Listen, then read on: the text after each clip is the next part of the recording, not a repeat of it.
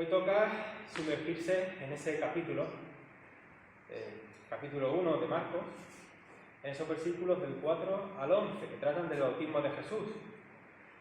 Un texto que habéis notado que tiene como paisaje el desierto. Y si me permitís el lenguaje figurado, hemos pasado un año desértico, bastante árido. Además, ha sido un año en el que, como sabéis, pues ha muerto mucha gente y muchas personas que conocemos de aquí o de otras provincias pues han atravesado la amenaza de la enfermedad. El desierto siempre nos recuerda que cuando lo atravesamos nuestras vidas corren peligro, o al menos se saben, ¿no?, más vulnerables. En el desierto reconocemos que necesitamos un bien tan preciado como es el agua. O reconocemos la necesidad de la frondosidad y la frescura que dan los árboles. En el desierto solo sobreviven aquellas formas de vida que son capaces de subsistir a esas dificultades tan extremas, animales o plantas que necesitan poca agua. Pues aquí en el desierto tenemos a Juan el Bautista, el agitador de conciencias, el que llamaba a la conversión y lo hacía siendo un profeta bastante incómodo, que amonestaba, que regañaba, que llamaba al arrepentimiento, y tenía sus conflictos también con la élite religiosa o los herodianos también. Aquel de quien se dice que era la voz que clama en el desierto, que preparen el camino del Señor. Y esto lo hemos recordado hace poquito en el Adviento, ¿verdad? Había varios textos, varias semanas que eran textos sobre Juan el Bautista. Juan llamaba a la gente al cambio de dirección, llamaba a volverse a Dios. Sus palabras siempre desafían a salir de la comodidad. Esto últimamente le estoy dando muchas vueltas porque son palabras muy pertinentes, porque el sistema religioso a veces se torna, o lo acomodamos nosotros a nuestro sistema ideológico. Y, no sé, llevo un tiempo dándole vueltas a esa cosilla. El bautismo de Juan no era un placebo para tranquilizar las conciencias y mantener las cosas como estaban. Su bautismo pretendía ser un punto de inflexión en la vida de las personas, un símbolo de un dejarse transformar por Dios, de una metanoia, de un arrepentimiento o un cambio en el modo de vivir. Él pedía frutos de conversión a la gente, que se vieran los frutos, y rechazaba que la gente se autojustificase diciendo que eran descendientes de Abraham, como si eso valiera de algo delante de Dios y de su justicia.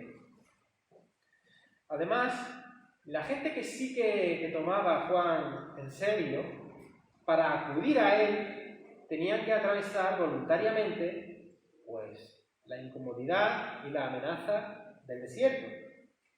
Y dice el texto que él acudía a gente de la provincia de Judea y todos los de Jerusalén y confesaban sus pecados y Juan los bautizaba en el río Jordán.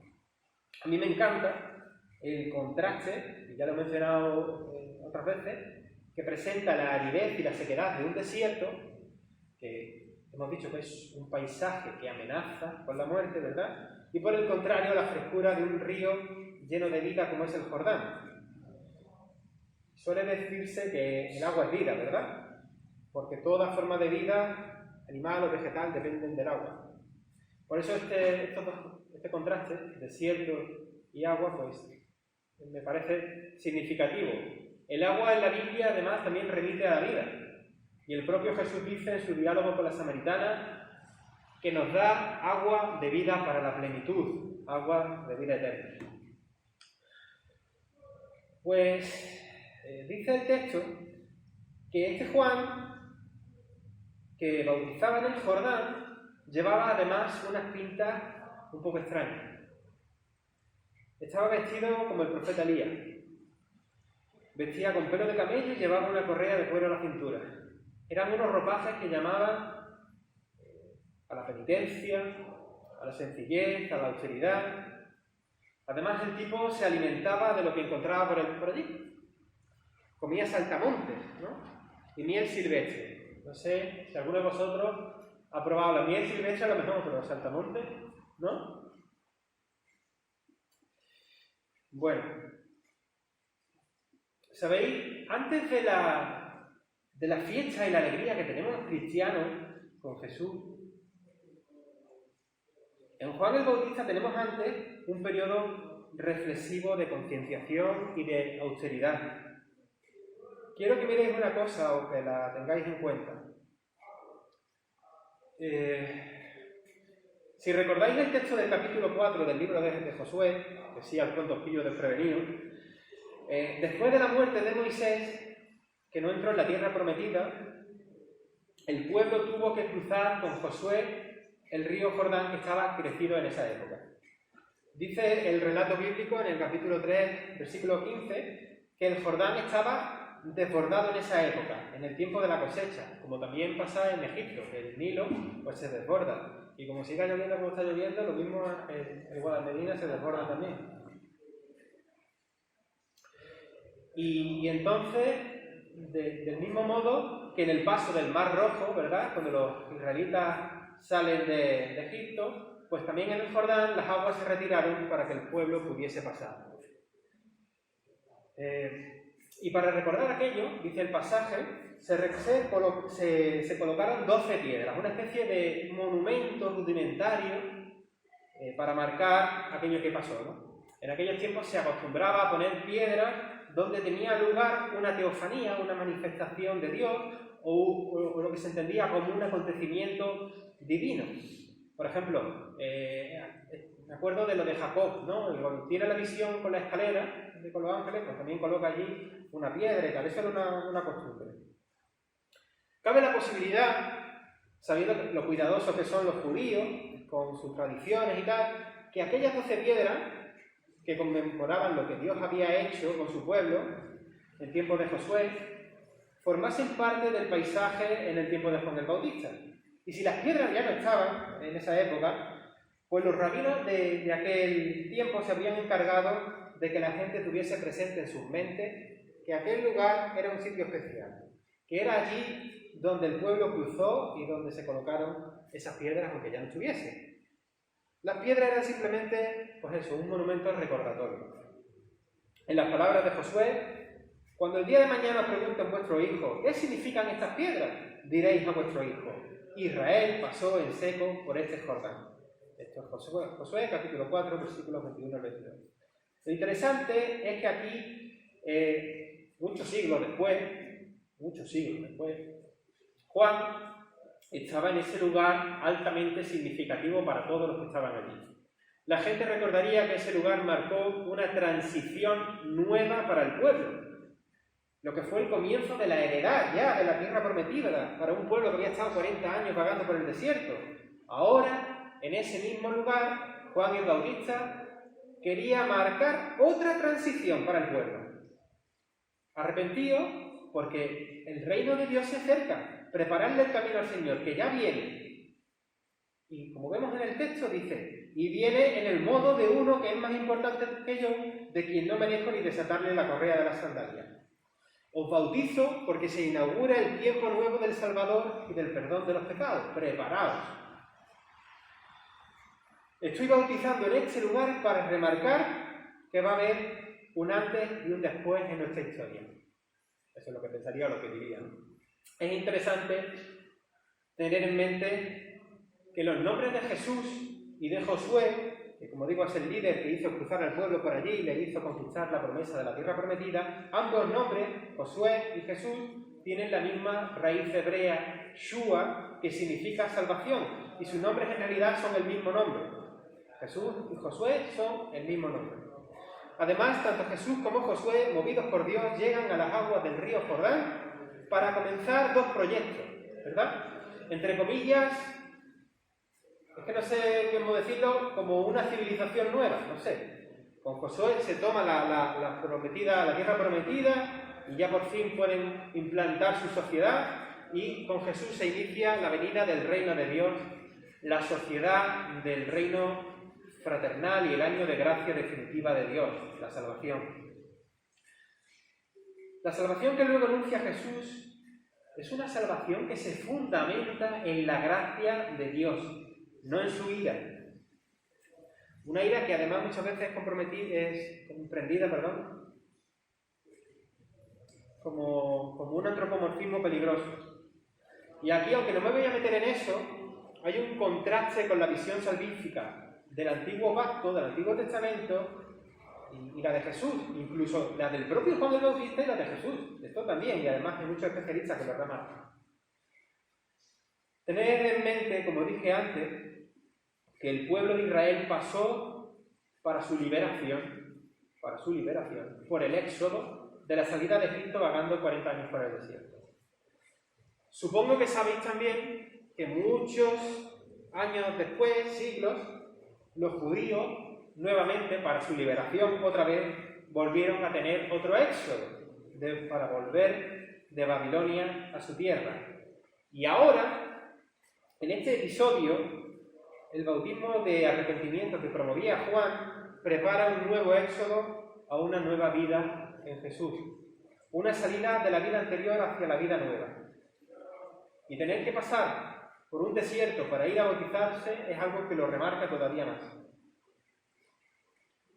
Como sabemos, en la salida de Egipto, Dios acompañó al pueblo en su peregrinaje hacia una nueva vida en la tierra prometida. Y tenemos algunas figuras como la de la nube que va acompañando al pueblo, o la provisión del maná, ¿verdad? Y algunos otros elementos que muestran esa compañía de Dios con el pueblo.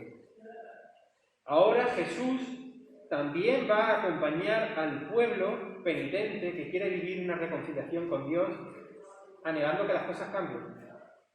Jesús, dejando Galilea, se unió al nuevo éxodo por el desierto que tuvo que cruzar hasta llegar a la localización donde bautizaba Juan. Y lo hace para acompañar al pueblo, tomando parte con el pueblo. Hay otra cuestión que veo interesante decir. El evangelista simplemente dice que por aquellos días en los que Juan el Bautista desempeñaba este ministerio, días que no sabemos cuántos eran, si eran años, si eran décadas, no sabemos, pues vino Jesús desde Nazaret en esos años. Y en la Iglesia solemos pensar que esto es cosa de un día o de 2 días, que Jesús, una tarde que tenía libre en el taller familiar o en la construcción, porque era textón, carpintero, albañil, lo que fuera, no, pues una tarde que tenía libre, baja y venga, voy a aprovechar, me bautizo y luego ya me vuelvo. Los evangelios lo expresan de una forma tan rápida que parece que es así. De Jesús. Se toma la tarde libre y baja y vuelve. Sin embargo, casi todos los especialistas, tanto los que son creyentes como los que no son creyentes, y dentro de los creyentes, tanto los que son evangélicos, protestantes, anglicanos, católicos, todos los que se dedican a estos estudios en el mundo académico, todos o casi todos concuerdan generalmente en que Jesús estuvo un tiempo considerable con Juan el Bautista, que permaneció con su grupo, con los discípulos de Juan. De hecho, luego algunos de los discípulos de Juan, como sabemos, acaban siendo directamente discípulos de Jesús. Y Juan lo asume planteando aquello de es necesario que yo mengüe, que ahora le toca a él.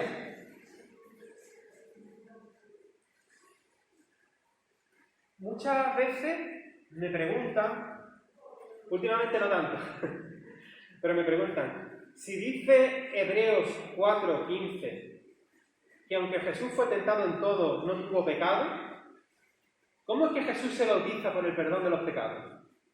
¿Os lo habéis preguntado a alguno de vosotros? Si no tuvo pecado, ¿para qué se bautiza por el perdón de los pecados? Y esta es una pregunta cristológica que tiene en realidad más profundidad de la que vamos a abordar en esta mañana, pero de verdad que sí. Pero en resumidas cuentas, lo que puedo decir ahora, en este tiempo de sermón, es que el pecado no se entendía en aquellos tiempos como hacemos hoy desde una perspectiva individualista. Tú tienes tu pecado, yo tengo mi pecado, ¿verdad? Y ya está. Sobre todo, como hemos estado muchas veces, algunos de nosotros, influenciados por las corrientes típicas de la forma de evangelismo americano, ¿verdad? Que habla mucho de tu relación personal con Dios, que bueno, que sí, que es cierto, o de tu salvación personal, o de tu pecado personal. Pero es que, en realidad, es bueno que tengamos en cuenta, porque es importante, que el pecado se entendía en aquel entonces como algo sociocolectivo. Era algo relacional que dañaba la sociedad y las relaciones humanas y la relación de la comunidad propia con Dios. Porque la gente no se pensaba a sí misma como personas aisladas o personas individuales, que eso es cosa de la modernidad, de nuestra manera en cómo nosotros configuramos el mundo y tal, pero no era como se veía en la antigüedad, sino que la personalidad, tu propia personalidad era diálica, es decir, tu autoconciencia de ti mismo depende del grupo social en el que vives. Por eso, el pecado no era tuyo, el pecado era de toda la sociedad. Lo que haga yo te afecta a ti, y al revés. Y Jesús está aquí identificándose con el pecado del pueblo. Y como sabemos, por eso después Jesús asume en sí mismo, al final, hasta el pecado de la humanidad para nuestra salvación. Porque Jesús asume la realidad humana completamente, carga con una existencia como la tuya y la mía, y se identifica con nuestra realidad separada de Dios, y la reconcilia con Dios, por usar ese lenguaje que todos conocemos y tal. Muy bien. Aquí hay más fondo, en realidad. Yo esto lo he soltado aquí, pero aquí hay... Agárrate. Pues como vemos en el texto, Jesús se deja bautizar por Juan. Y al salir del agua, dice el texto que él vio rasgarse el cielo y al Espíritu bajar hasta él como una paloma. Según un especialista que algunos conocéis, Pablo, estuvimos hablando de él el otro día, que es James Dunn, no sé si también creo que lo conoces, el animal de la paloma se entendía o se usaba como un símbolo de Israel. Yo no sé si hay algún registro arqueológico de esto, yo no sé de dónde lo saca James Dunn, pero dice que la paloma se entendía como un símbolo de Israel. Y al venir el Espíritu con esta forma, significa que Jesús viene a representar a Israel. Es decir, Él va a dar cumplimiento a la ley que el pueblo de Israel no ha podido ni puede por sí mismo cumplir. Y Él también dará cumplimiento a las promesas de Israel. Sin embargo, la paloma, como símbolo, va más allá, porque nos recuerda que Noé, tras el diluvio, envió una paloma que volvió con una rama de olivo, dando a entender que ya había empezado un nuevo comienzo para el mundo. Y con Jesús tenemos un comienzo nuevo también. Una era nueva en las relaciones con Dios y con la creación y entre los seres humanos. Se inicia ya una nueva etapa, un nuevo pacto. Se abre para nosotros el reino de Dios. En la autocomprensión mesiánica de Jesús, que esto es un follón y tampoco me quiero meter en esto, pero el hecho de que Él aquí reciba al Espíritu Santo implica un paso más en su comprensión vocacional de su llamamiento mesiánico como hijo de Dios. De manera que tiene ya más conciencia del destino que le toca, anunciando el reino y llevando una vida por los demás. Y todo esto que Jesús ve viene acompañado de una voz del cielo. Tú eres mi hijo a quien yo quiero, mi predilecto. Una frase que está relacionada con Isaías 42:1, que se refiere a Israel como siervo. La leo, dice: he aquí mi siervo, yo le sostendré, mi escogido, en quien mi alma tiene contentamiento. He puesto sobre él mi espíritu, él traerá justicia a las naciones. Hay debates entre judíos y cristianos sobre a quién se está refiriendo. Los judíos suelen decir que aquí se está refiriendo al pueblo de Israel, y los cristianos dicen que no, que se refiere a Jesús. Pero este es un debate que en realidad hay que admitirlo, que los cristianos no dominan bien cuando nos metemos en esas emboladas, en ese tipo de discusiones. Es verdad lo que dicen los judíos, que este texto de Isaías se refiere en principio a Israel, y eso no es una cuestión que haya que discutir. Lo que ocurre es que hemos visto que es Jesús quien asume y quien representa a Israel, porque Israel, en su infidelidad, es incapaz de cumplir la ley e incapaz de dar cumplimiento a las promesas esperadas. Yo no recuerdo qué autor era, pero decía o venía a decir que Jesús es como si fuese Israel, el pueblo de Israel con patas. Jesús es Dios encarnado, ¿verdad? Pero por decirlo de alguna manera, Dios es el pueblo de Israel encarnado. No sé si esto ayuda a comprenderlo mejor. Y no tenemos espacio para eso tampoco en esta mañana, pero es interesante precisamente cómo en algunos evangelios se remarca esa identificación de Jesús como Israel. Incluso podríamos hacer un estudio bíblico de eso. Pero tenemos que volver al pasaje. Juan el Bautista decía: yo bautizo con agua, pero este que viene bautizará no con agua, sino con Espíritu Santo.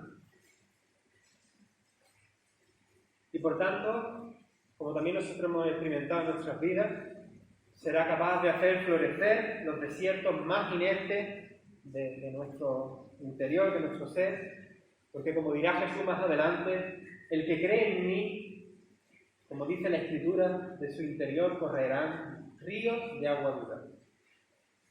Jesús se sensibiliza con nuestro pecado. Y al decir pecado sí que habla de lo individual, sí, pero también conscientemente de la manera en que el pecado dinamita las relaciones humanas, las relaciones colectivas, conflictos, pleitos, discordias, enemistades, guerras, peleas, prejuicios, rechazo, intolerancia, egoísmo, individualismo, desigualdades sociales.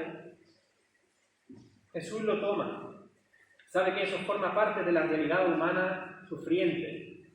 Consciente de todo eso, acude al bautismo de Juan. Siente la carga de todo eso. Y consciente de eso, por ti, por mí, por la humanidad, también acudirá a su encuentro con la cruz. No porque sea masoca, sino porque es el fin lógico, el fin consecuente, en lo que le corresponde por vivir como vivió. Es la consecuencia que recibe el justo de los justos por ser precisamente justo y vivir la realidad nueva del reino en el aquí y el ahora, entregándose con las personas, como vemos a lo largo de los evangelios, y siempre recibiendo oposición y machaque. Es lo que le espera al Dios solidario venido a nosotros en un mundo donde domina la injusticia.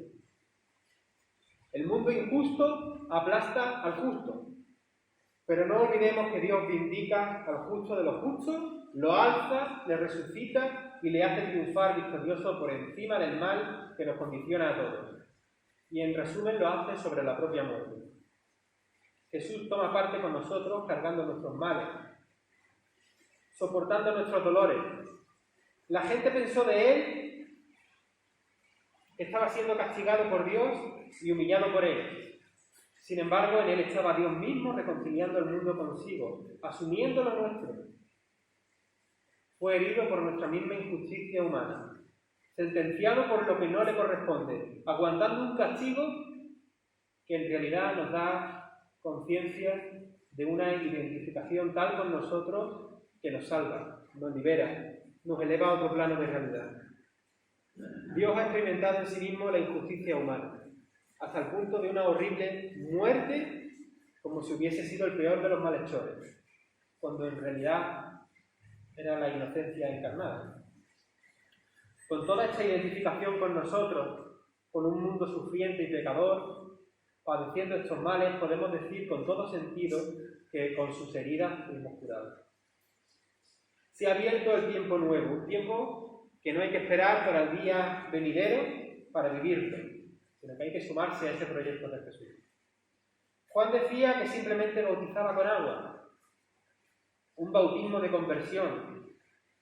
Ahora, dejemos que sea Jesús quien te bautice con el Espíritu Santo, para que seas templo de Dios, del Dios vivo, y como Jesús te des por los demás trayendo la buena noticia de un reino que se puede experimentar ya. Que la vida de Dios florezca para nosotros, para nuestra ciudad, para nuestro país y nuestro mundo, en este año que empezamos. Suena raro decirlo, ¿verdad? Con la que está cayendo, y no me refiero a la lluvia. Que la situación desértica que atravesamos no sea más que el preámbulo para el comienzo de la verdadera vida. Ese es mi deseo y la reflexión que quería compartir.